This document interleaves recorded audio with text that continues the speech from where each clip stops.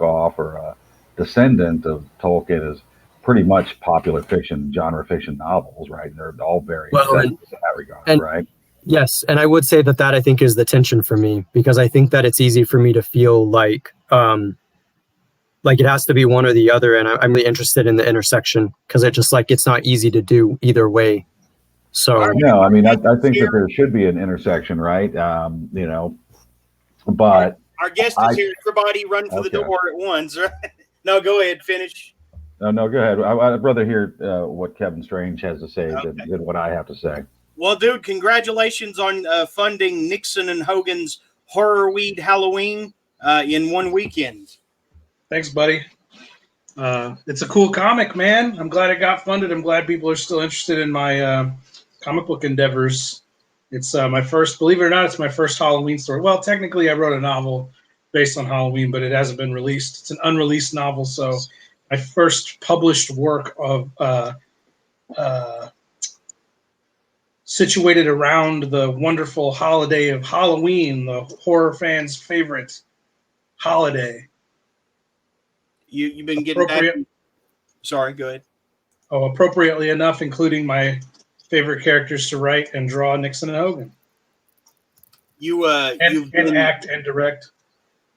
Yeah, you've been getting back into hack films recently, which you know kind of I guess brought you to the dance and everything, right? How's it been getting back into that? Has it been hard to film with all this bullshit going on? I haven't really. I mean, I filmed a little bit of stuff. I released a bunch of unreleased short films on DVD, which I haven't really announced yet. It's kind of a soft release. I haven't done the actual public release of it yet, but I have a DVD I've been taking out on the road with me that's got all my original short films and little skits and commercial web commercials we do for YouTube back in the early days of YouTube. It's a DVD that stretches back about 18 years to the very, very, very first stuff I ever shot as a filmmaker. And then we also shot a brand new intro for it a few months ago that's really crazy.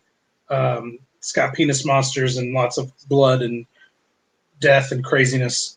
And that's about the extent of what I've been filming recently, because I've still been pounding away on these comics. This is I spent the better part of the late spring into summer writing and drawing this Nixon and Hogan's Horror Weed Halloween book. It's a 64-page full-color graphic novel, so it's pretty labor-intensive. It takes a long time to do these things. So as far as the hack movie stuff, really it's been a matter of bringing them back out on the road and reintroducing convention fans to the world of hack movies, to the larger live-action world of Strangeville, and integrating all that into the comic books and the novels and the card game.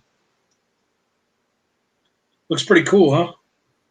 Yeah, I like the. Yeah, it does. You definitely can tell that that all this practice is paying off. You can definitely see that you're leveling up in the skill of the artwork.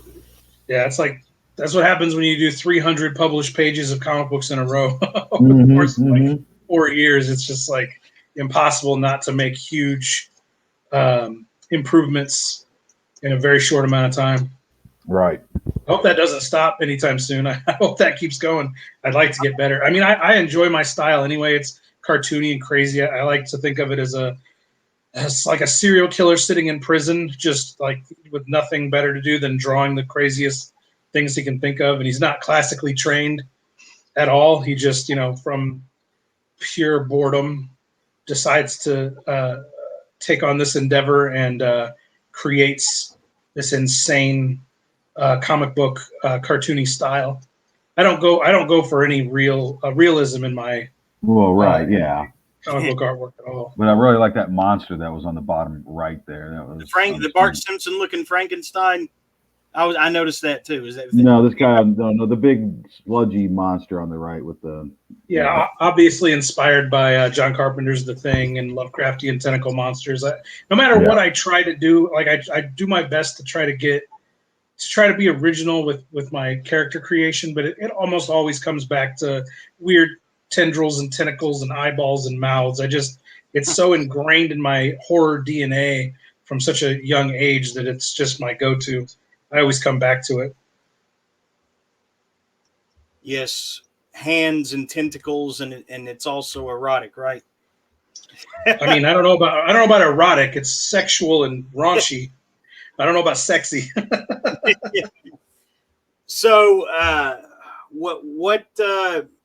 I seem to recall it saying here somewhere that there are what's this about 3 graphic novels? Well, Is you can buy all the ones I have. I have 2 other ones. Dead Yeah. Shit, the Talisman of Transmutation, and Cockhammer Lives, the graphic novel. You can buy all 3 of them together in a bundle for a little I cheaper. remember Santa Claus getting raped by a witch. Yeah, That was Sarsaparilla the Weed Witch. That's a little black and white mini comic that I released for Christmas last year. I'm actually because I'm working on one. I'm working on one as we speak, a brand new one. It'll be my 4th black and white mini comic, totaling about 90 pages. Believe it or not, of mini comics. That's the mini comics. Like not even, we're not counting the 3 graphic novels.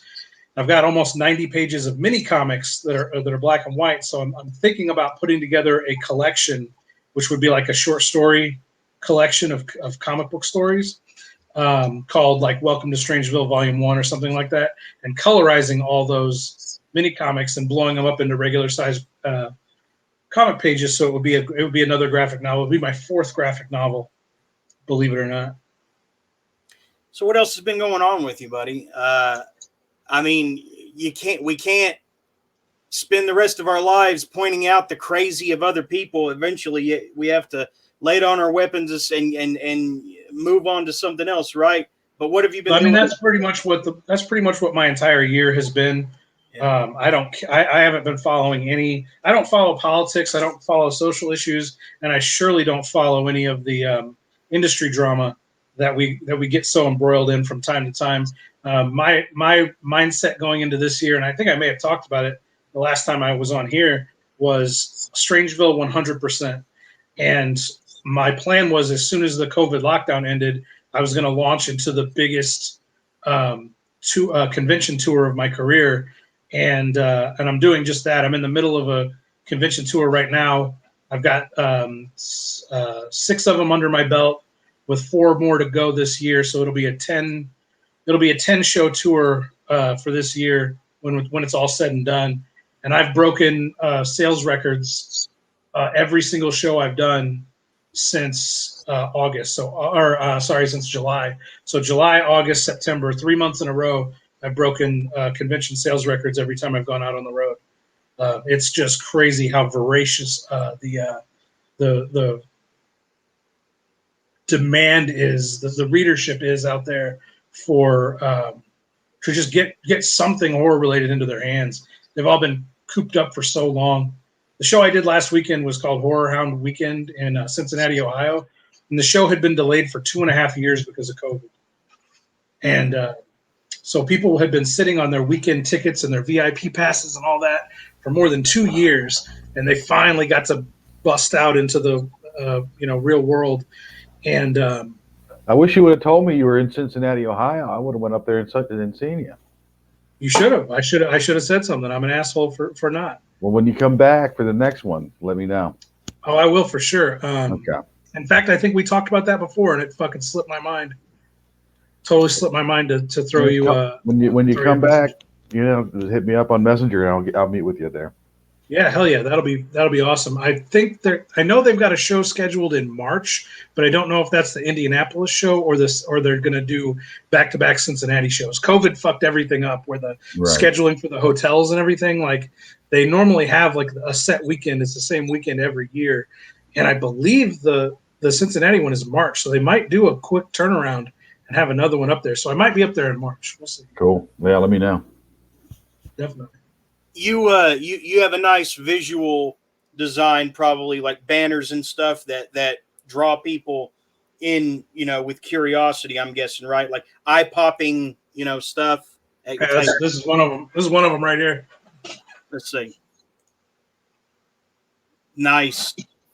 Yeah, that's that kind of aesthetic. Yeah, that's great for convention. That's a good, well-rounded. Are your books are your like fiction books selling pretty well compared to your better than ever, brother? better than ever. One of the things that has allowed me to break all these sales records at shows is the fact that I now have all my movies. So the guys that so it typically goes like this: men by themselves or male dominated couples will come through and we'll do our little pitch at them. Hey, you like fucked up shit? And they'll come over and they'll check stuff out. And those groups of men or male dominated couples will often gravitate towards the movies and buy a bunch of DVDs and shit. And then females by themselves or in groups or female dominated relationships, they will gravitate over towards the fiction and buy books from me. In fact, the books are selling so well that I'm actually going to force myself to write some new fiction because these people are going to run out of Kevin Strange books at the rate they're buying them out on the road. I'll do 1 or 2 more laps, 2 more rotations through the convention circuit, and these people are going to own everything I have. So I'm going to, as much as I've told myself for a few years, I'm out of the fiction game. Writing fiction is really easy for me. So I know I can crank out some short, some novella-sized stuff, because a lot of what I sell, the most of, are the like salacious, really sexual, like monster erotica novellas. Like they don't even care how long they are. They want them because they're fucked up. They're fucked up. So sexy who's stuff. buying the comics at the conventions, right? See, that's like a mix. Yeah. So that's like a mix. I assumed it would be really male dominated because like my Indiegogo crowdfunders are almost entirely male when people back the books on Indiegogo. Right. The video that Jeremy has played in the background is a super fan named Brian who brought his entire Strangeville collection, all his movies, all his comics. To get signed. Yeah, he brought this whole box and made me sign the whole thing. Look, he's got the hat going on there. He had a T-shirt on the day before, but he switched it to a Stroma shirt that day. But yeah, look at this. He's just got Wow. endless box full of all this stuff. So it was really cool meeting him. I'd never. Well, he said I'd met him in person like 15 years ago, but I don't remember meeting him. But it was cool to catch up with him. I'll put it that way. Look, he's got the card game, but the comics, it's like a mix of both. And I thought it would be really male dominated, but it's a lot of like when I was up in Chicago at the Flashback weekend show, I no sooner had my entire table set up than this really cute goth girl with dreadlocks came over to the table right to the comic books and dropped $50 on the table, bought both my current graphic novels with, basically sight unseen. She was like, "Did you do these?" I was like, "Yup." She's like, "Are they graphic novels?" I was like, "Yup." She's like, "I want them both." I was like, "It'll be $50." She was like, "Here you go." So it's you never know with the comics which way they're going to go, which I consider them to be like a bridge. The dudes go towards the movies, the women go towards the fiction, and then the comics are like a bridge between the two styles. And so since I can sell everything now, because for years I just sold movies, and then whenever I went out on the road doing the strange fiction, I stopped selling the movies because I didn't want the movies to, because if I've got 7 movies on the table and one little book, the book's probably going to get overlooked, and people are just going to keep buying the movies. So my attitude at the time was, I'm not going to sell movies anymore because I want to be taken seriously as a novelist. And I did that for years. I was a strictly a novelist longer than I was strictly a filmmaker. And so it's been a lot of fun to be able to unleash the entire Strangeville universe onto the public, and it's been met with open arms, which is a big relief. I didn't know how it was going to be received. I thought, is the table going to be too cluttered? Is it going to be too many different kinds of things? Because I've always been really conscious to make sure that when you walk by my table, you can tell what I'm selling. I don't want it to look like a flea market. I don't want it to look like a sidekick that goes with you at these places. Usually I have 3 or 4 people, like me, including myself, 3 or 4 people that are all running around and talking to people, handing out free comics. Are any of them like Jeremy, or no? What am I like? What is it? Like this Jeremy here? Yeah. No. He's a former sidekick, right? Jeremy's great for being an online sidekick, but being in person, I believe he's a little too introverted and shy to deal with 10,000 people shuffling around. So I try to bring really extroverted, loud people that enjoy public intoxication and Right. and yelling obscenities at people. Because the fact of the matter is, if we just sit there quietly and politely behind our table with our phones in our hands, no one's going to stop, because this stuff doesn't look like anything. It's not Jason. It's not Michael Myers. It's not Freddy Krueger. Right. There's no name recognition Right. to it. And over time there is, like, once I'm on the road and I grind out for 3 or 4 years, people at the shows know who I am. But Right. I've been off the road for 6 or 7 straight years. And so I'm rebuilding my audience completely out there. And I literally have to be like, hey, you, come here, check this out. You like fucked up shit? And the thing is they do. The thing What is do the like, minions get out of this, though? You say you bring a bunch of minions with you, right, to do your bidding. yeah. I mean, What do they get out of it? well, they get a free trip. I pay for everything. Mm-hmm. And they get cash bonuses if they sell enough shit for me. Okay. They get free food, and they get a free trip to a horror convention, basically. And they're just my friends. They're just cool. They like helping me out. They like to see Strangeville succeed. A lot of them are the actors from the movies and stuff, so they get to sign the DVDs and be little mini celebrities for a weekend. And we generally just have a lot of fun. Like, it's how, like, I watched this show on Netflix called Meat Eater. It's about this hunter guy that goes around and meets different people from different regions, and they teach him how to hunt the particular, good game in that region. Mm-hmm. And in one of the episodes, he mentions that he loves to take his friends with him and go on hunts with his brand new hunts in places he's never been to with his friends, and then shoot wild game, and then bring it back and prepare it, cook it, and eat it together, and talk about the hunt, talk about how it tastes. And he said that the way he fellowships and shows gratitude and love towards his friends is by taking them hunting with them and eating the game. For me, the way I show my love and gratitude to my friends is to take them on the road and let them experience the true magic of Strangeville, because it's all fine and dandy for me to sit here behind a computer and talk about these stories, but it's when you're in. I'll tell you a quick story. This is the true magic of Strangeville. I'm in Kansas City, Missouri earlier this year at a show called Crypticon Weekend, and this family walks up, and it's a pretty rural white family. We'll put it that way, to put it nicely. Mm-hmm. And it's mom, dad, a kind of disinterested teenage son, and about an 8-year-old daughter. Dad and son split off with one of my people, and they are that worker is trying to sell them Dead Shit, the Talisman Transmutation, the graphic novel. Mom and the 8-year-old is being told, don't, go stand over there, don't listen to this. And mom is being sold by another one of my workers, Cockhammer Lives, the graphic novel. And as she's flipping through the book, my worker Katie, as she's flipping through the book showing mom all the fucked up shit that's in Cockhammer Lives, they land on a page that has a character that's wearing a butt plug. Uh-huh. And mom is sold. Mom goes, honey, they have butt plugs in this. We're getting this. And dad's over there getting the pitch for Dead Shit, the Talisman Transmutation. She's going, well, hell, honey, I like this one over here. It's got zombies and shit. And she goes, we'll get it. She goes, we'll get it. And so they end up buying both of them. And I'm signing them, and I'm grateful, and I'm telling, oh my God, thank you guys. I'm so happy. I hope you guys enjoy your comics. And as mom puts the comics in the bag, she looks down at the 8-year-old girl's been brought back over. And mom looks at her and goes, you can't read this. She goes, why not? And she goes, because it's got butt plugs in it. And they go, walking up. And I'm so embarrassed. I'm thinking to myself, this little girl now knows what butt plugs are. Like she's going to. I mean, she's going to find that book. Her entire reality is ruined. She's like, what the fuck are they talking about?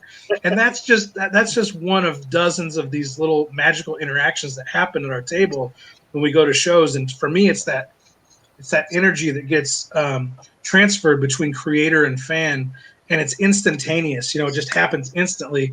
You see when people come to the table, and like when I was up in Northern Illinois at a show called Midwest Monster Fest earlier this season, this couple came around the table, and the guy was dressed like Captain Spaulding, and the chick was like goth, and they came around the corner and saw my Cockhammer T-shirt, my brand new Cockhammer T-shirt available now on the Strangeville Superstore.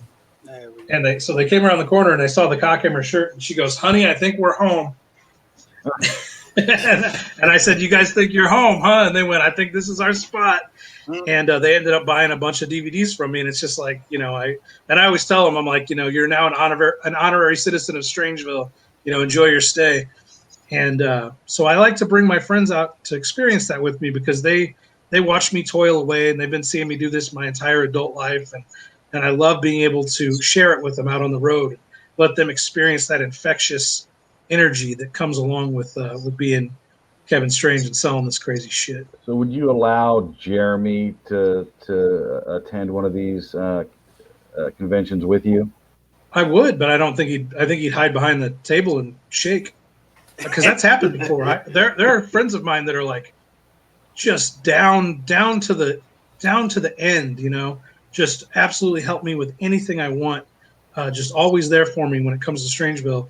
And then I take them out on the road, and the sensory overload of 10,000 people at a horror convention, and just the endless just talking to people for hour after hour after hour.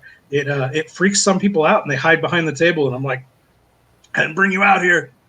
Sit behind the table.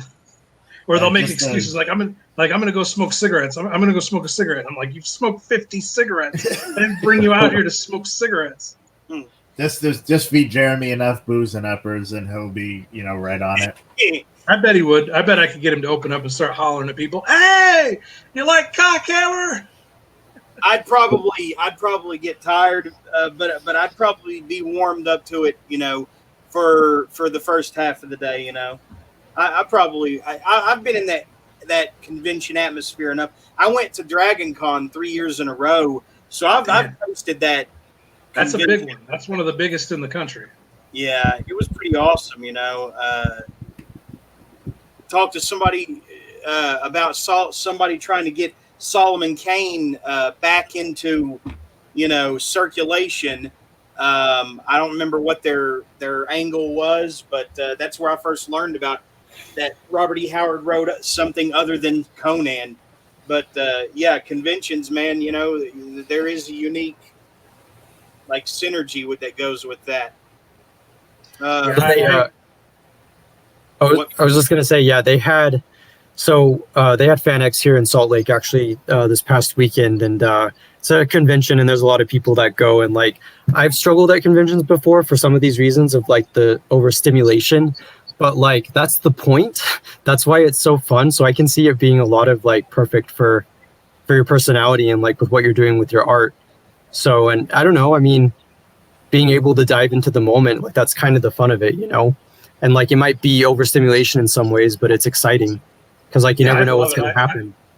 I thrive in it. So I got a question for you, and hopefully I'm teeing this question up perfectly for you, and you're going to be like, oh, well, as a matter of fact, this is what's going on. So where is the Strangeville animated series? Man, I wish I could say this is what's going on, but it's I have to I've sent out little press packages to a bunch of networks, and I just haven't gotten any response back, and it's a long, arduous process. What I need to do is I need to work on getting a press agent, and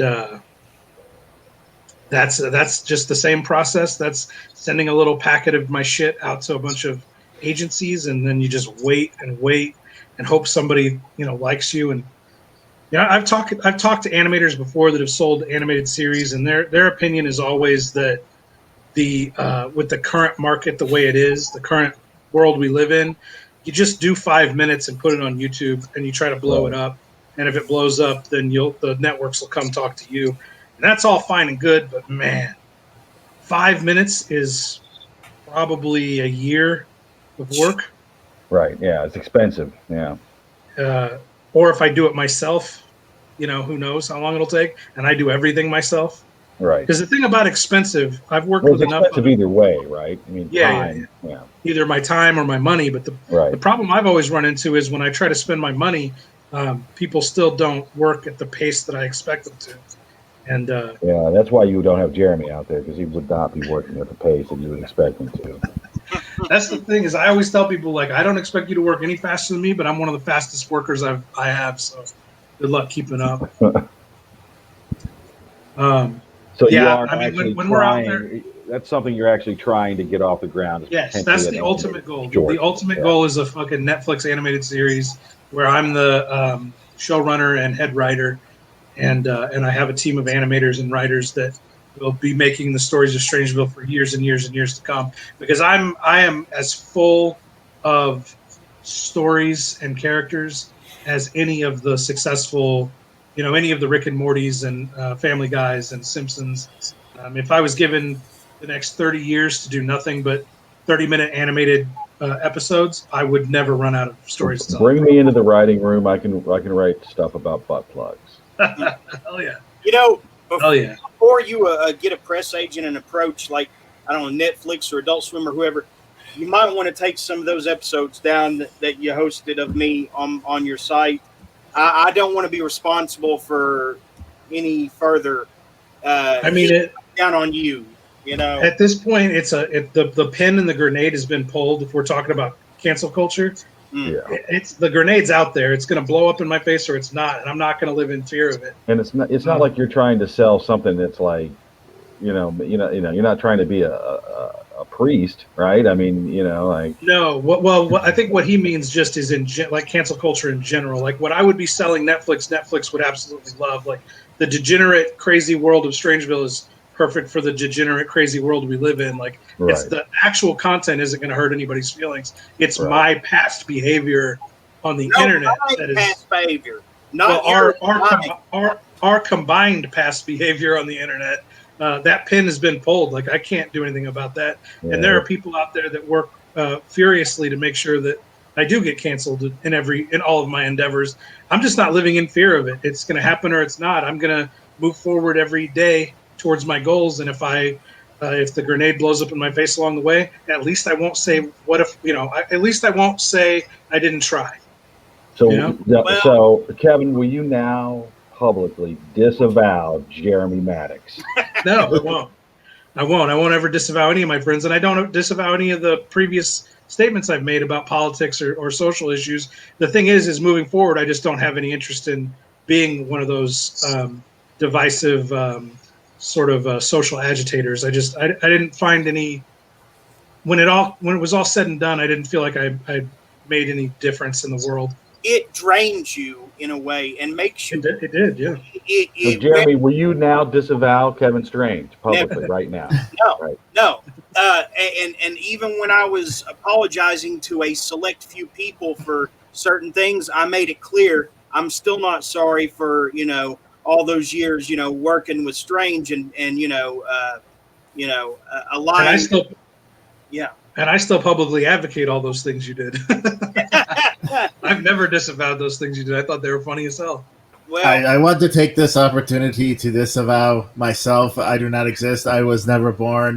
Do not refer to me. that's a I good definitely disavow Ben Arzate. Yes, Sure. everybody does.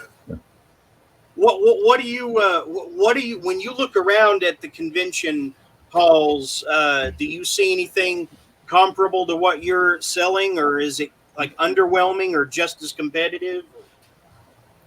In the film market, there's very little. It seems like the indie filmmakers have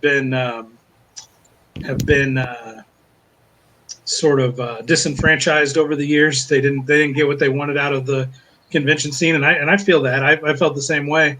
It seems like the film, like the indie, like when I say indie filmmakers, I mean guys that show up at a con, selling their movie or one or two movies or three movies. They have a TV set up showing the trailers, and they're direct selling their DVDs to the public. That used to be huge back in when I did my first convention in 2006, and from 2006 to about 2010, the horror convention scene in the Midwest was packed with indie filmmakers. It was hugely competitive. There were lots and lots of of us out there. And over the years, the indie filmmakers have, interestingly enough, been replaced by indie novelists and authors. And you see, I've seen Death's Head Press and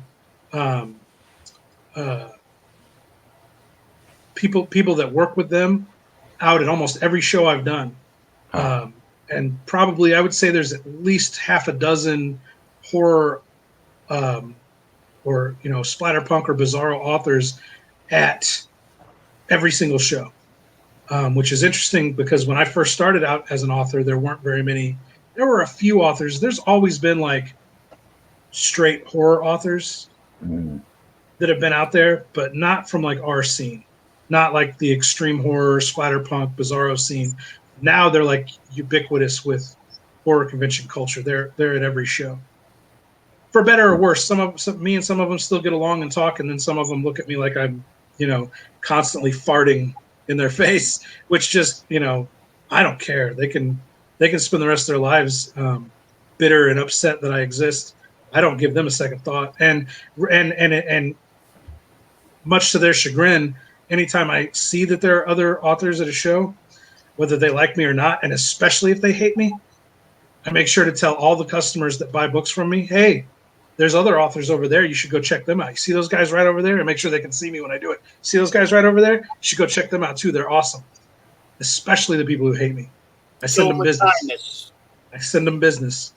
Yeah. And there are so many authors who are just total ingrates, It's disgusting how important they think they are, and I'm not going to get off on a tangent, and how they need to be protected anytime they go on a show. If you say anything remotely challenging, a host will shut it down. They're such pussies, man. It's really, any author that makes a demand before they come on here, that's part of what I was so disappointed with Hackle, is how he kind of made all these demands attached to the thing, and then it blew up in my face anyway. What demands did he make? Is he serious about them? Oh yeah. What were the demands? I haven't heard this story.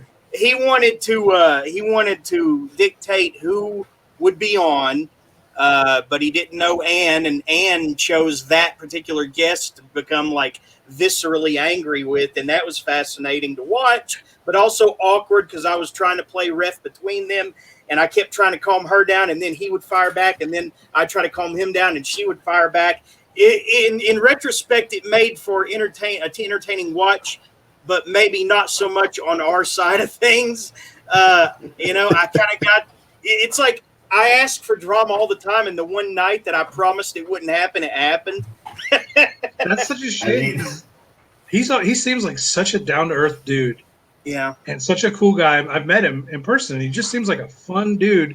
But we get so caught up in this scene, in this community, in this culture of internet horror authors, and it changes people. It really changes people's personalities. They get so into the Mean Girls, lunchroom. You can't sit with me. If I get caught sitting with you, then I won't be able to go back to the cool kids table and all that stuff. And it's like, that is really pathetic. Our lives, and especially our careers, are far too short for me anyway to worry about anything like that.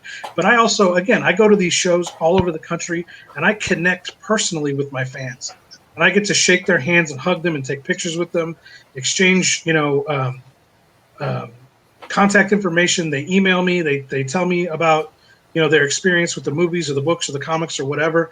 I had a guy email me a couple of days ago telling me how he found my film Cockhammer by watching another indie movie called Adam the Amazing Zombie Killer.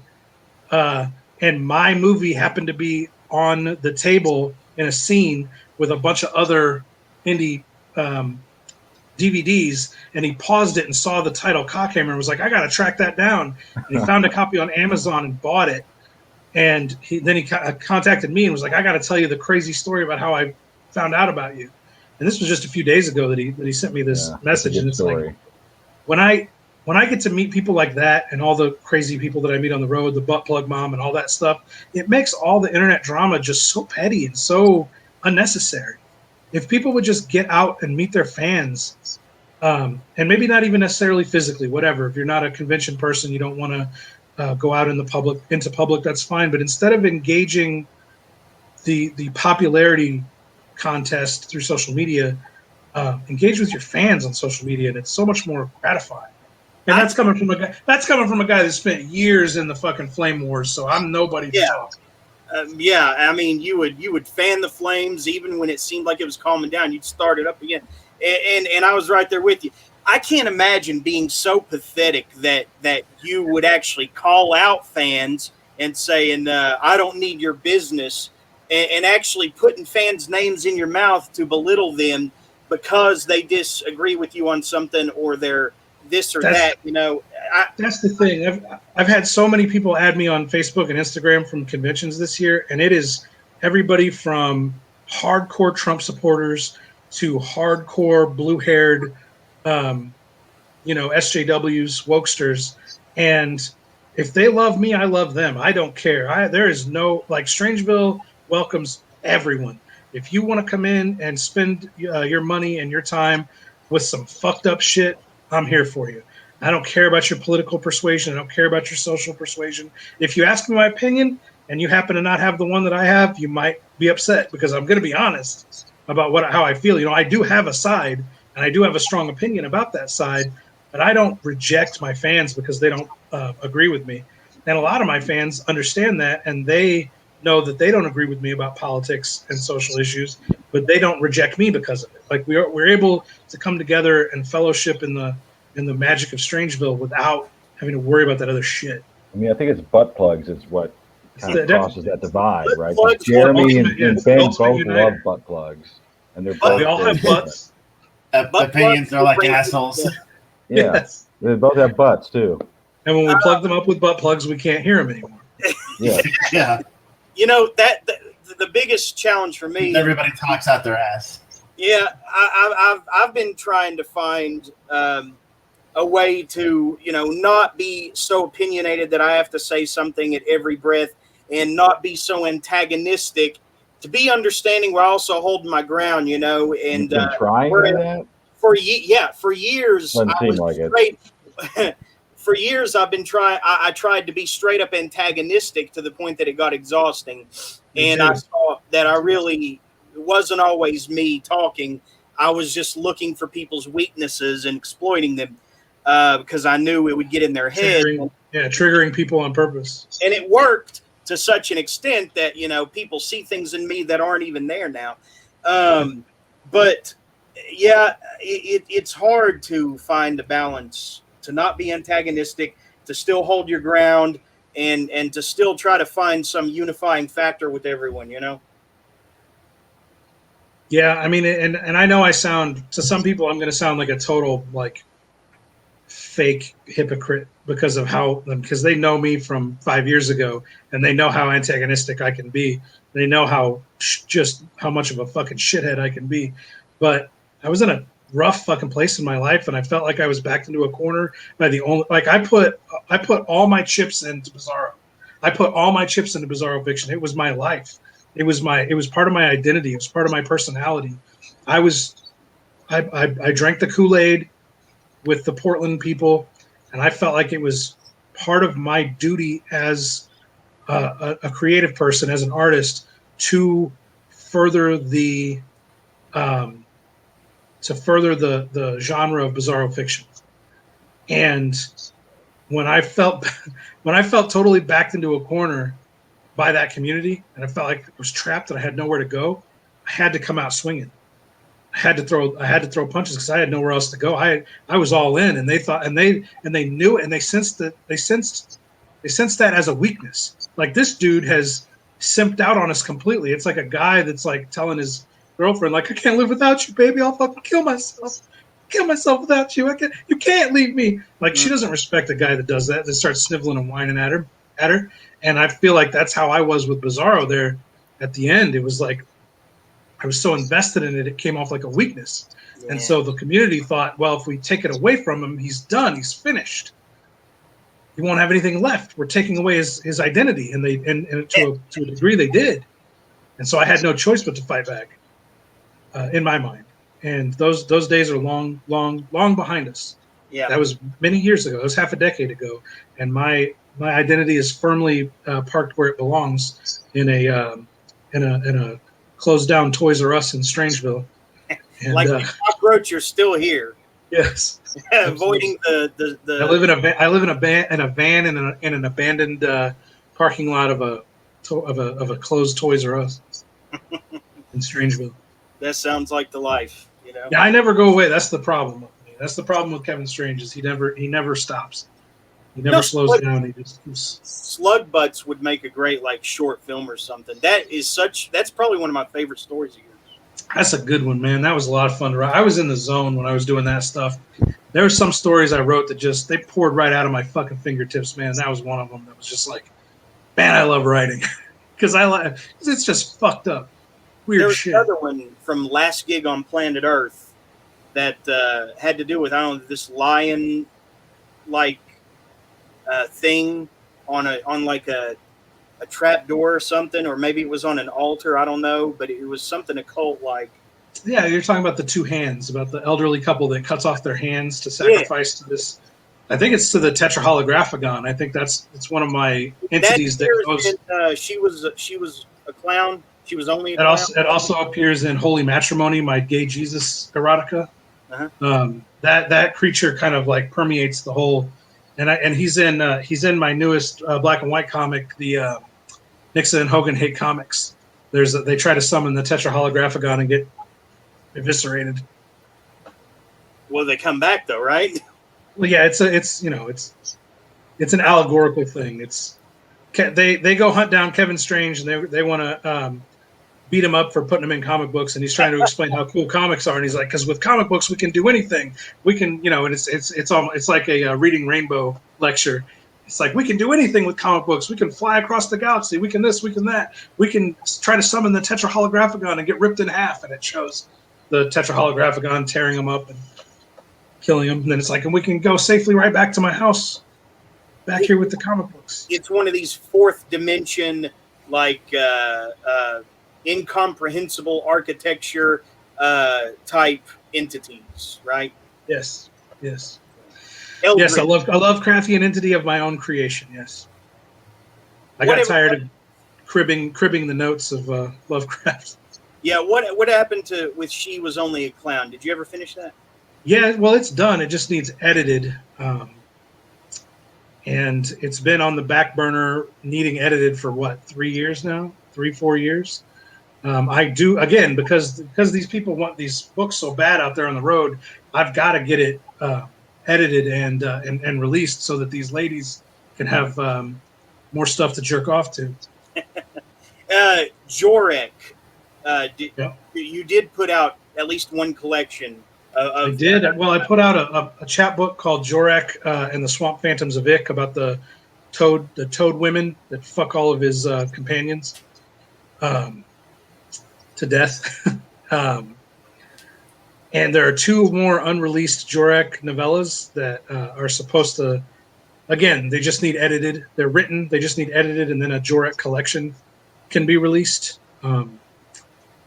You mentioned Katie. So does that mean Sean Ferrari is still your primary editor? His wife Katie is one of the actors from my movies, and Sean has since he's a big wig at some internet company making the big bucks, and he doesn't. He's told me he basically several years ago said, "Hey, if you write any more novels, I'm probably not going to be able to edit them because I just don't have time." He put work first, basically, which is fine. That's no hard feelings at all. We're still buds. He just doesn't have time to edit books anymore. So I'm talking behind the scenes with a few people about editing some stuff, and if they want to publicly talk about it, they're more than welcome to. I'm not gonna lie though, that Katie Dearest, she's a looker. Okay. You want her number? I better not. I'm like repellent. Have you been checking out the con pictures? Is that what you're saying? The Yeah. pictures of her from conventions. A few, yeah. Are you saving them to your hard drive like a creeper? Yeah. Don't I always? Yeah. He says, "Yeah." Yeah, he's printing them off and cutting out things and making figures of the people and Yeah. playing with them and making voices. Stop it. Stop it. She would be flattered by that. You should make a video. I can't believe what Jeremy did. So, am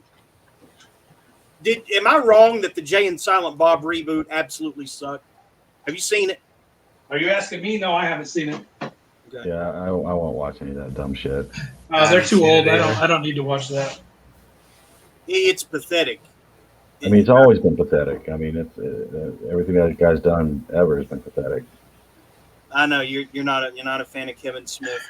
I really like Chasing Amy. I thought Chasing Amy and Dogma were the two that I thought were the strongest of his movies. Amy, I mean, that was like lightning in a bottle. The kind of story that it was dynamic. It was explosive.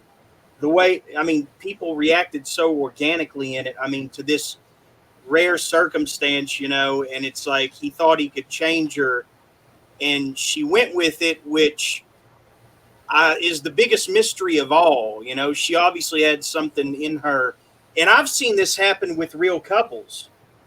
You know, where this lesbian gets, you know, with a guy all of a sudden, and they had not watched Chasing Amy, but when they did, I think they started putting things together, you know, and she ended up going back, you know.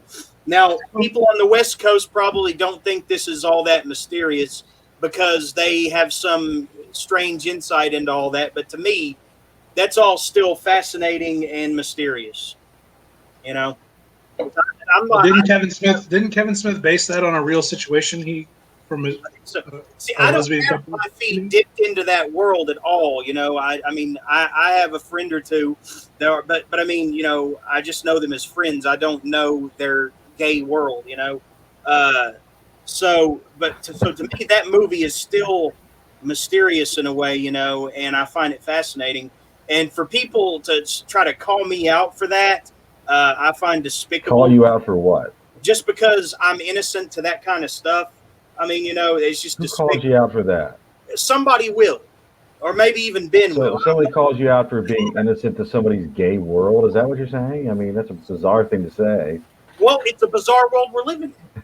I mean, I'd like to see the evidence of somebody saying that. People misunderstand me frequently.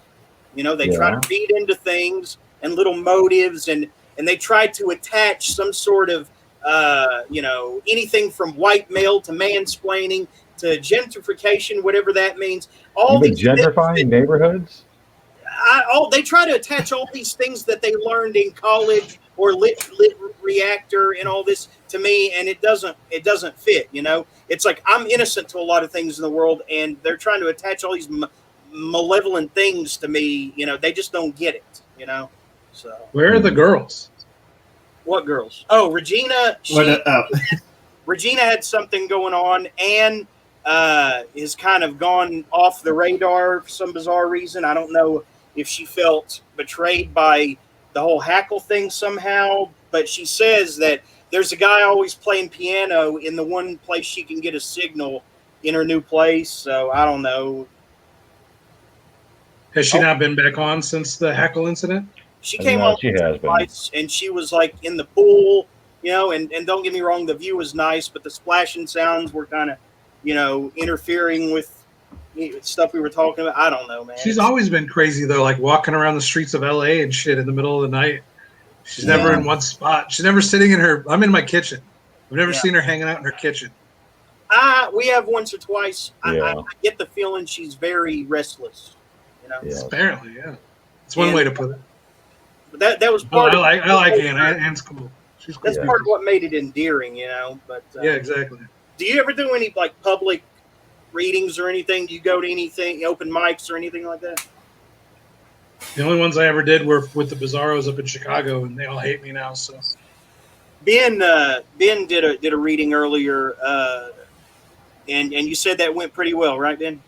Yeah, it was the Splatter Slam, which is me and John Balthasberger did a reading to a small audience of dark and splatterpunk based poetry. where'd you do that at? What? Where'd you do that at? Oh, we did it over Zoom. Oh, okay, that's cool. That was A fun. lot of people, depending on where they're located, are doing like a convention type thing through, like say StreamYard or Zoom or whatever, and that's good, but it's not the same as having that organic public experience, right? No. Yeah, I've been so busy with conventions and the comic creation that I haven't even been doing my own. I used to do my own drawing live streams where you guys could watch me Right. build the comics from the ground up, and I just haven't even had time to really mess with that over the last few months, which is a great problem to have. You're too busy with work to be able to show it off online, but I have been wanting to get back into it. So maybe with this new little short that I'm writing right now, Nixon and Hogan's Bathroom Bastards. I'm getting ready to do the pencil work on it starting tomorrow, so I might jump on and do some live streams of that. As far as the public reading stuff, I never really felt like it was my strong point. I did it to support my community and my friends, and people always seem to really like my live readings. But for me, it was never something that I was super passionate about. Had a lot of interest in. I didn't get a lot of. It wasn't very gratifying for me when I finished and everything. It was just like, I'm just not a public reader. I'm not. It's just not my thing. I'm not a stand-up comedian either. I don't like to. How about like a public exposition where, where you are like at a pro wrestling ring versus Jeremy? Would you do that? I do that in a heartbeat. Yeah. How about you, Jeremy? Would you be up for that? What, like a wrestling match? Yeah, you versus Kevin Strange. Maybe. Be a good match. What do you think of CM Punk, Daniel Bryan, the whole goddamn WWE roster going over to AEW? I hope that Vince McMahon rues the day that he made all these fucked up, nonsensical business decisions. I really think he's lost the plot, and I almost hope that AEW drives this whole thing business up his ass. Sports entertainment is dead. Wrestling is alive. Is Bray Wyatt going over there? I hope so, but he may. That's the craziest one. He may want to explore something with Impact Wrestling, though, which is a little more, like traditional storyline based than AEW. They can't pay nearly as well, though. That's true.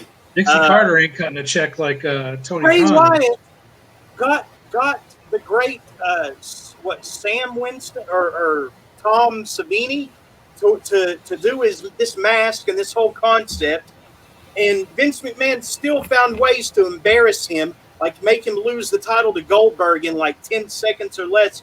He still found ways to. Dumb. So weird. But he would never do that to Undertaker. Right. He protected Undertaker for 30 years, but he got the next generation. I mean, by all accounts, Bray Wyatt was the next Undertaker. He was going to be the next Undertaker. And Vince McMahon gets hindered by these little petty grudges he holds. But he made him up. Like, the thing about Vince is if Vince doesn't make up the character, then Vince doesn't push it. But he got Bray Wyatt and The Fiend and all that. It was all, he owns it all. Yeah. It came from him. It was an original WWE product. So all arrows pointed towards Bray Wyatt being protected for 30 years. And instead he knocked his legs out from under him at every turn. And isn't he who's he related to? Bray Wyatt's related to Mike Rotunda or IRS. IRS. And also his brother is Bo Dallas, the not as successful little brother, who did the inspirational, arrogant wrestler thing for like a year, and then You said his name is Bo Dallas. Bo Dallas, yeah. That's a great name. And it's yeah, he just doesn't make sound business decisions anymore, and I hope Tony Khan just totally sends all this right up his ass. You know, Well, one of two things is going to happen. Either he is, and WWE is going to end up second place again somehow after dominating for 20 years, or Tony Khan is just going to blow himself up by having too many giant multi-million-dollar contracts and not enough spots. Where's he going to put Sting and Bray Wyatt and CM Punk and Daniel Bryan and the list goes on of WWE talent and indie talent that he's got right now? It's like, plus he's got to appease Jericho, plus he's got to appease what's his name, Cody Rhodes, and then Young Bucks also.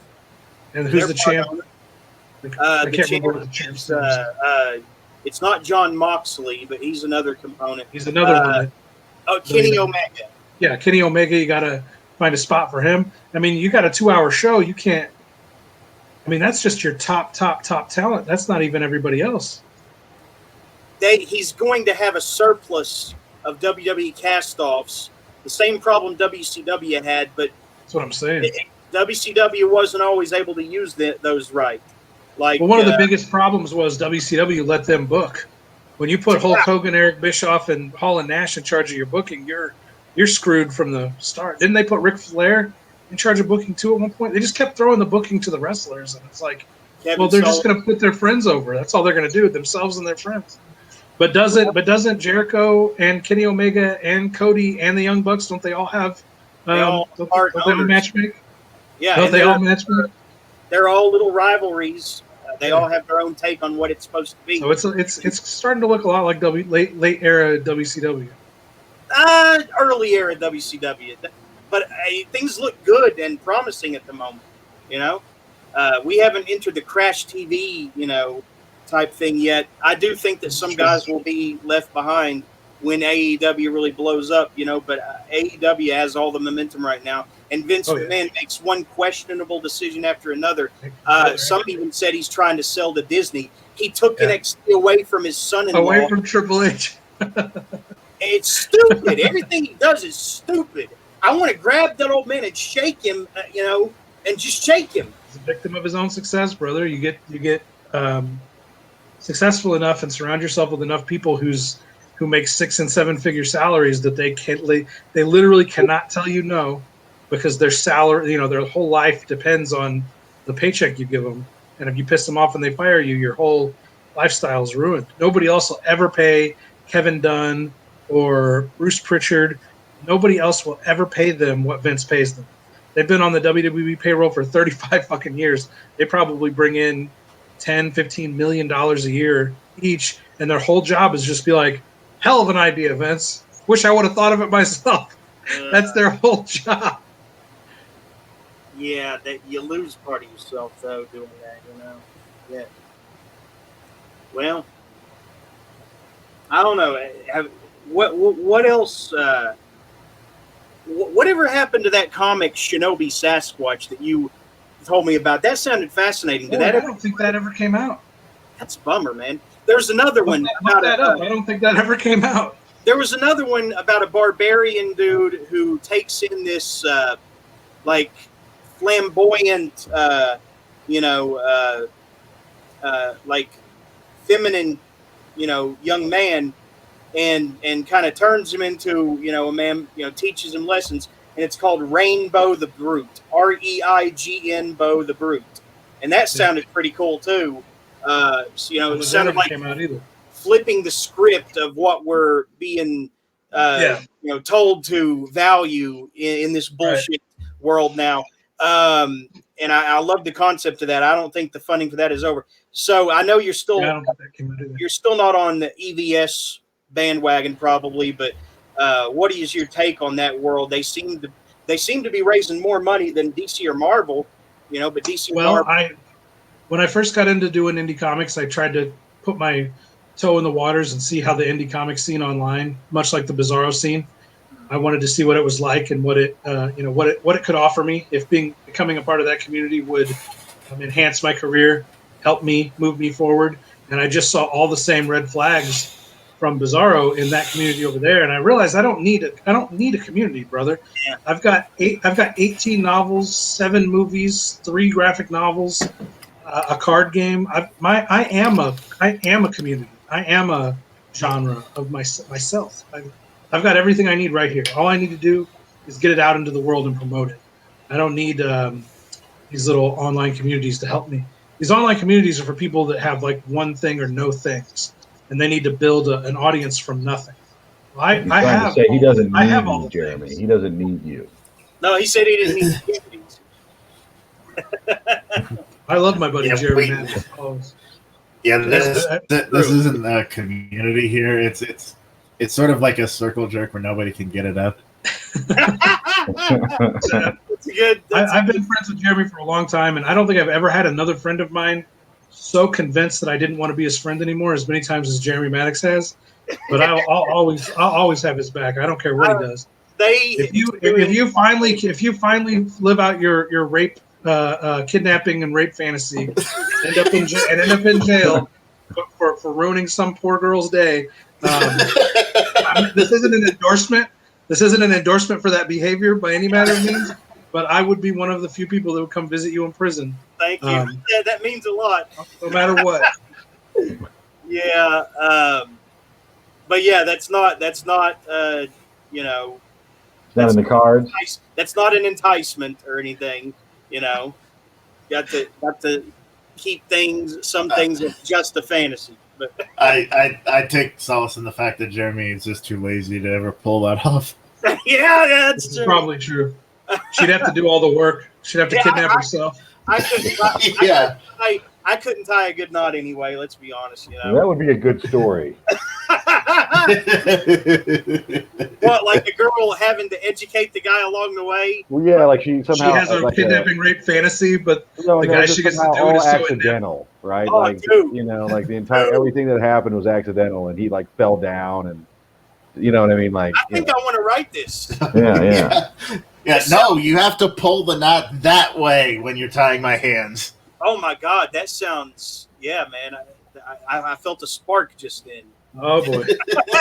Felt something Oh, else no. too. That could actually be pretty funny if you pull it off, right? Yeah. Wow. I mean, that I don't know, man. That does sound kind of, yeah. Anyway, where were we going with? Oh yeah. What? So do you still talk to Bill Tenen, Bigfoot Bill's the Bigfoot Bill? Oh, Doug Tenapan? Doug. Doug, I do from time to time, but Doug went so far into politics that it just I cannot spend another day watching boomers complain about election results. I can't do it. I don't care. At this point, you sound as bad as they did in year 2 of Trump's presidency, and at some point, yeah, he's not coming back. Gotta let it go. He's not coming back. Gotta let it go. I saw you at one point say voting doesn't work. That was a little bit after this past January, and I figured, well, I guess you're disenfranchised with the whole process too after that. Right? 100%. 100%. To the point where, yeah, I don't even want to talk about it. You know, I mean, I can clearly see worse than that, Jeremy. In hindsight, looking back at what Trump accomplished was not much. He didn't really fucking do anything in 4 years, but talk a lot of shit. And it was fun and entertaining to watch him talk a bunch of shit. But at the end of the day, everything he wanted to do was blocked. And most of the things that he proposed were so outrageous that they would have never been supported by any politicians, which, you know, he's not a politician. He's a celebrity. So it's... He kind of hits home. But again, I agree with his thought process on all that stuff, but he wasn't proposing politics. The stuff that he wanted to do was so outlandish. The way he proposed it was so outlandish that no politicians would have gotten behind him and passed any of it, and they didn't. And 4 years went by, and he's gone, and people still treat him like he was the fucking Messiah, and he was just a fucking reality TV guy, or a pariah, whatever. You guys don't believe he's going to be the king of Israel? Without going too far into it, it really hits home. why people have to play both sides in politics to get anywhere. Yeah. That's and why politics sucks and why I've abandoned. Well, I was never into politics before Bizarro in the first place. Yeah. And I just got tired of guys. Like Jeff Burke trying to win arguments with me that were political. So I eventually educated myself in politics so that guys like Jeff couldn't win stupid online flame comment arguments on Facebook, which is a really pathetic reason to educate myself on politics. But really, honestly, the only reason I ever educated myself on current events and politics was so that I didn't look like an idiot when guys like Jeff wanted to attack me for my opinions online. And I've just learned to not even give my opinions online.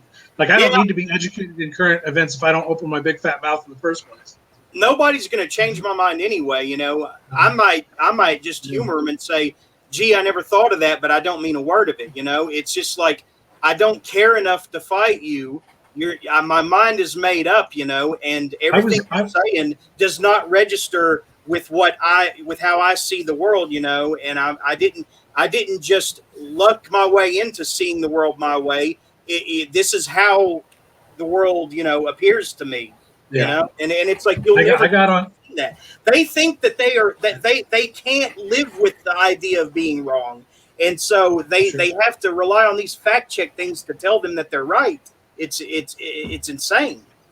Yeah, I've been on the Alex Jones, tinfoil hat, Bohemian Grove, frogs are gay, Illuminati shit since 2002, since right after the 9/11 attacks, and I have never changed. I've never wavered for even a second about my opinions on that stuff. No matter how many Jeff Burks get in my comments and tell me I'm an idiot, it's never changed my mind about anything. I still believe that the politicians go to Bohemian Grove and worship Moloch. I still believe 9/11 was an inside job. I still believe that frogs are gay. We had a guy frogs definitely are gay. The week Bohemian Grove was taking place this year, or allegedly taking place. He said that there was less traffic in the last few years, probably due to COVID. He said that didn't he say, Gregor, that there was no actual documentation that suggested the owl was actually Molech or had a name at all? Yeah. That's one thing that he corrected Alex on, allegedly. I expected a little more oomph from that guy, but I don't think he's actually ever gotten close enough to. Didn't in that documentary, though, doesn't Alex verify that is the cremation of care, which is a ritual dedicated to Moloch? Isn't that why he names it Moloch in the first place? Was because it's the particular ritual that's dedicated to Moloch? It's the cremation of care, but I don't know. What was it he said about Moloch, Gregor? I mean, Moloch, I've not been able to find any evidence anywhere that Moloch's ever been depicted as an owl, right? And it's always a bull, generally, right? So yeah, so it would be Stolas, wouldn't it? More likely to be Stolas. Oh yeah, maybe, yeah. This is what we need to do. We all need to get together, and we need to throw our own Bohemian Grove ritual. We need to do our own cremation of care. Me, you, Jeremy, Ben, Gregor, we'll all get together, perform our own satanic ritual. Zach can come along and call us. He can be the virgin, not the yeah, sacrifice. he can be the virgin sacrifice.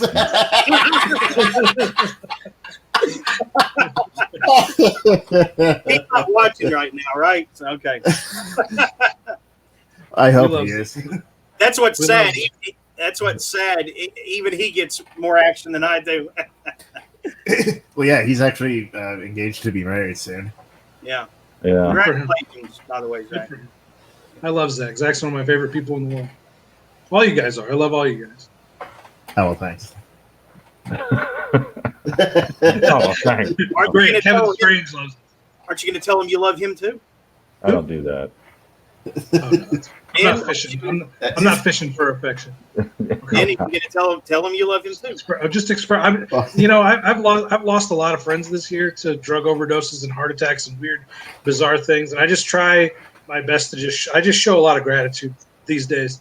I just try to be very vocal about my, my love and affection and gratitude towards my friends. I'm not fishing for anything in return.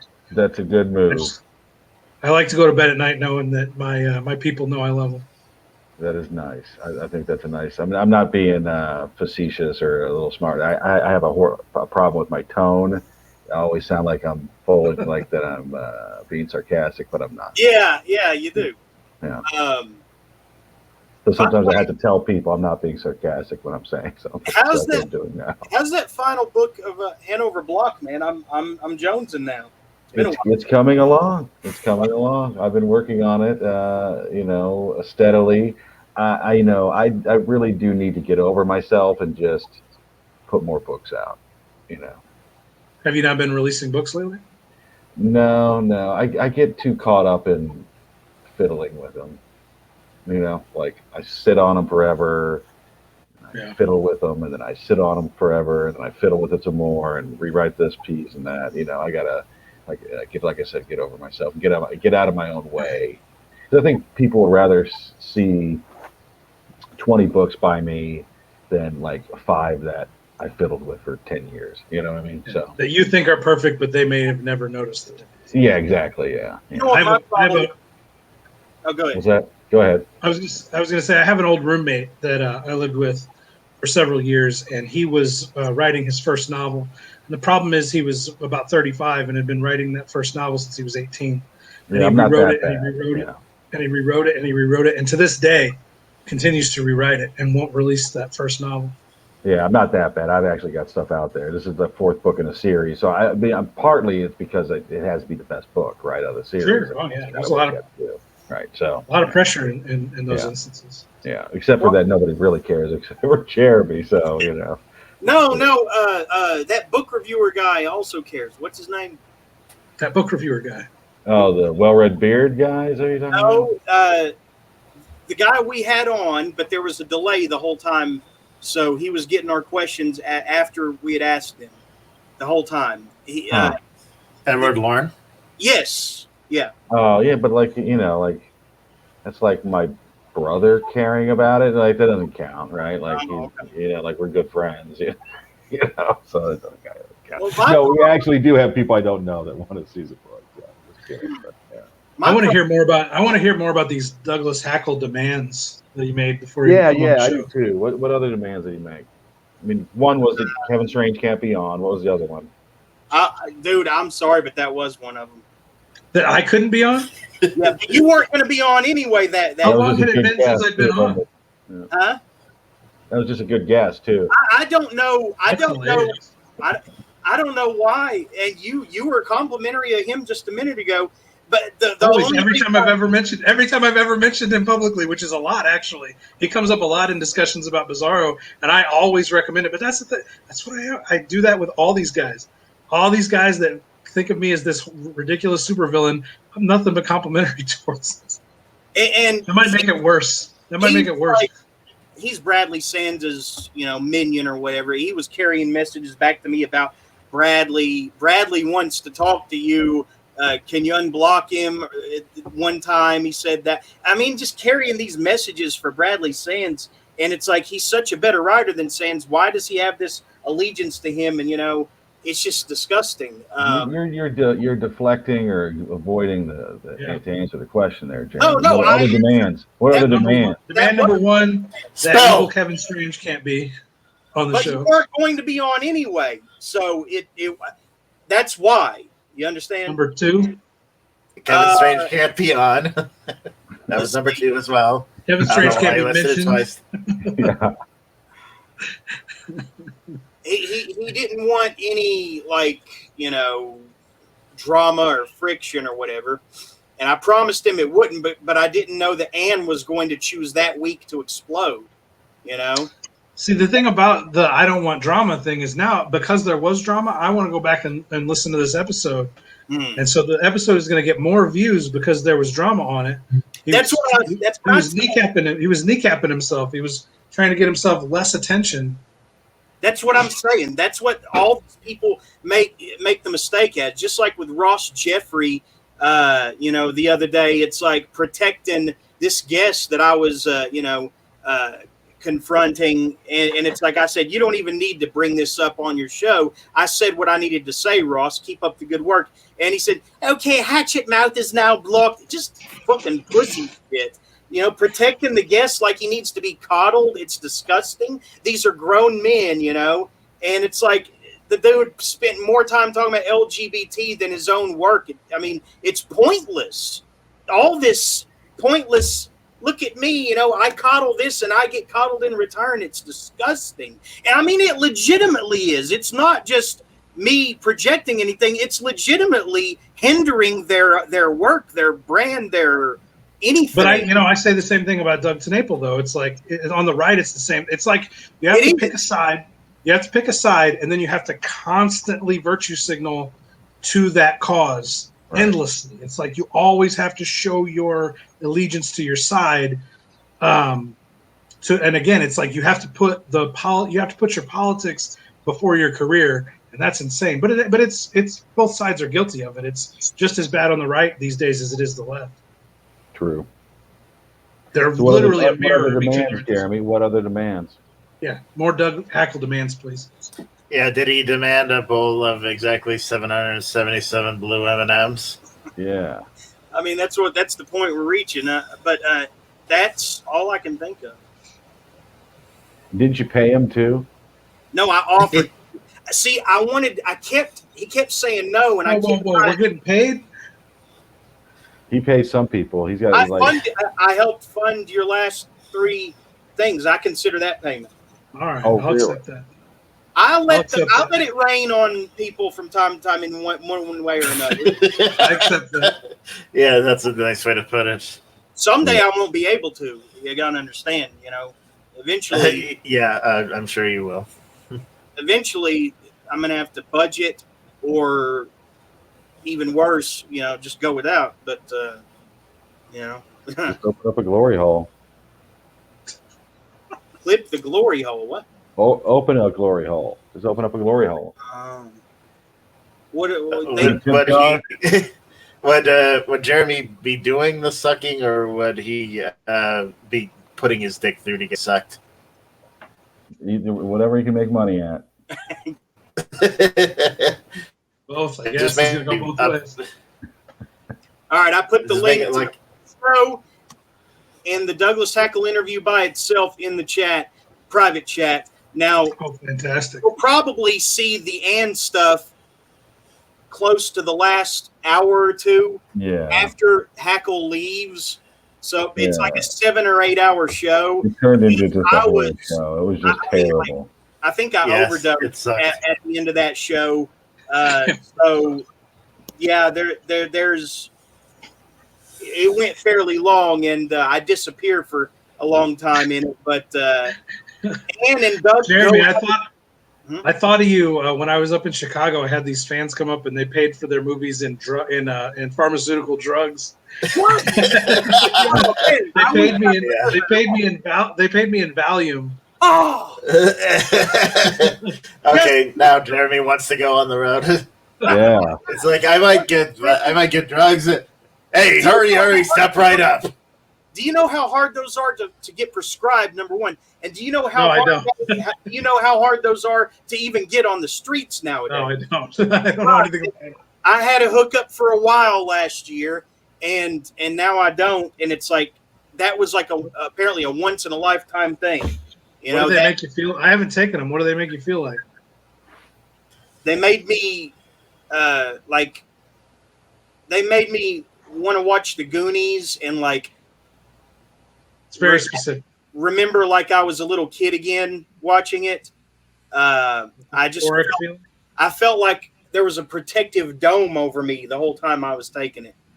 What dose did you take? I think they gave me 10 milligram pills. The little green ones, but I would. These are I white. could take up to 4 or 5 a day. Though. Jesus Christ!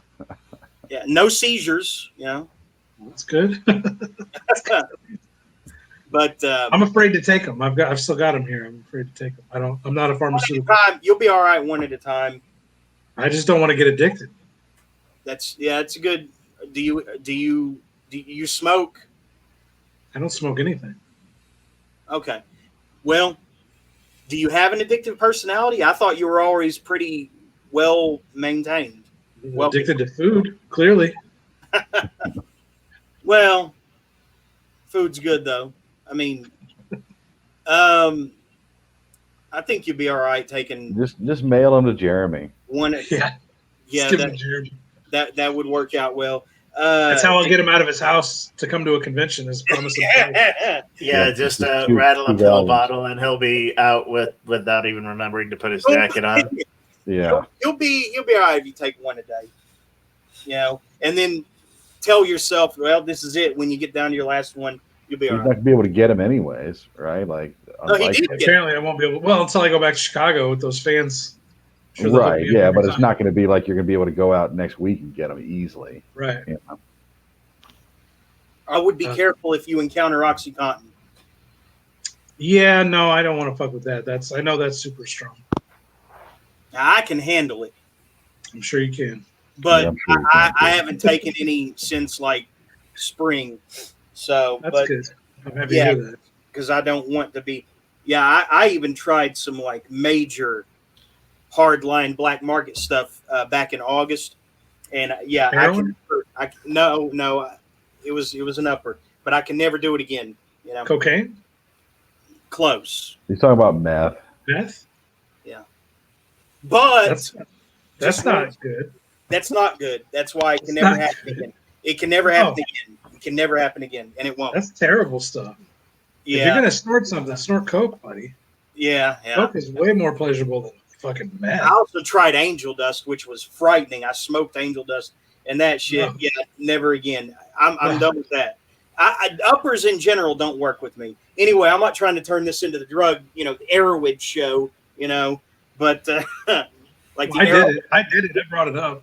Arrowhead drug documentation website or something, but Yeah, that Chicago show was crazy. Because they paid for their movies with Valium, and then my buddy brought shrooms. We of course had a bunch of alcohol, but he dosed up on some shrooms, and then that since it's Illinois and marijuana is legal in Illinois now, there was a weed man going around all the tables selling us edibles, selling us marijuana edibles, and he was like, "You guys good? You guys need some more?" what are those, peach rings or potato chips or No, these are gummy worms. cannabis infused gummy? Oh man, I love gummy worms. Oh, nice. I'll bet 500 milligrams. I bet those are strong. Yeah. So that was a big drug show. They're not all big drug shows, but that one was a pretty big drug show. They put that stuff into all kinds of peanut brittle and brownies and Yeah. I think People are often surprised when I tell them that we get fucking shit faced at the table, but like, of course we do. It's part of the fun of doing a convention is getting all fucking twisted and talking to people and getting people twisted too. Like when we were up in Northern Illinois at the Midwest Monster Fest, there was I can't remember what his position was now. There was this guy, old fat guy, like in his 60s, came by the table and popped on the Cockhammer t-shirt, and my other friend Jeremy that went with me was able to get him to buy one, and then he was like he was some member of the city council or something, and of that town that we were in, and he was just walking around the show, and he just seemed really cool. So we had this bottle of peanut butter rum under the table that we were hitting on, or was it whiskey, peanut butter whiskey, and me and Jeremy had been hitting on it, and I was like, man, you seem too cool to pass up this opportunity. You want to hit this bottle, brother? And so we got this guy who was an alderman or a city councilman or whatever from that city. We got him to sit there and do shots with us at the table after he bought a Cockhammer shirt from us. So it's just so much fun to sit and get fucked up with people at the shows. People think that it's like business. Like we even had at that same show we tried to give our neighbor a shot, and he was like, I don't drink when I'm working, and I was like, I only drink when I'm working, brother. Yeah, it just makes it way more fun when you're back there all fucked up. something I wanted to bring up from earlier when we were talking about writing and everything. Something I'm having trouble with is rising action.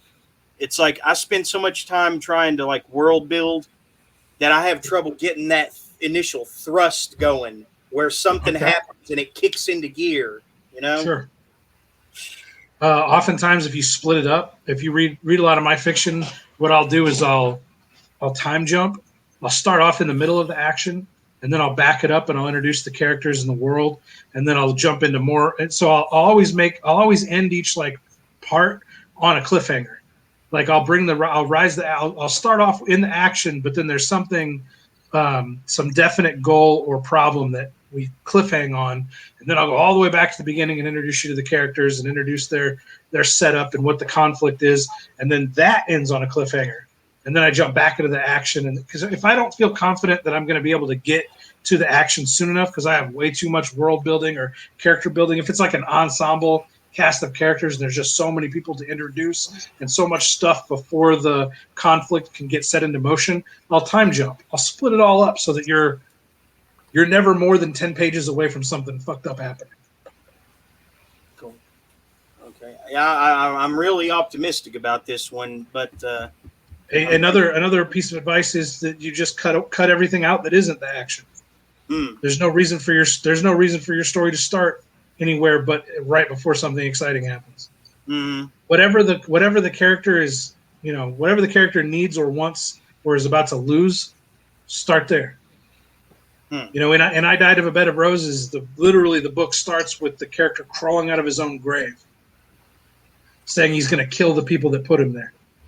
Yeah. We got to start way back over. Remember if you've read that book, his origins are he's a fucking indie filmmaker that's disgraced and can't go to conventions, and he gets a call from his producer that says they've invited him to screen his movie for the first time in 10 years. That's a whole lot of shit to get to the point that he's in a fucking grave.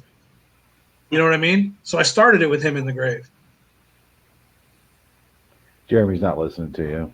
No, I am. He checked out when I said I died. He's checking his emails right now. Yeah. No. Setting his. He's just looking at women tied up. Yeah, he's looking at stink face pictures. No. It reminded me. I was checking on this news story that something he said reminded me of this news story I've been following. What's the news story that you've been following? Hang on, I'll put it on. Oh, There we go. oh, yeah.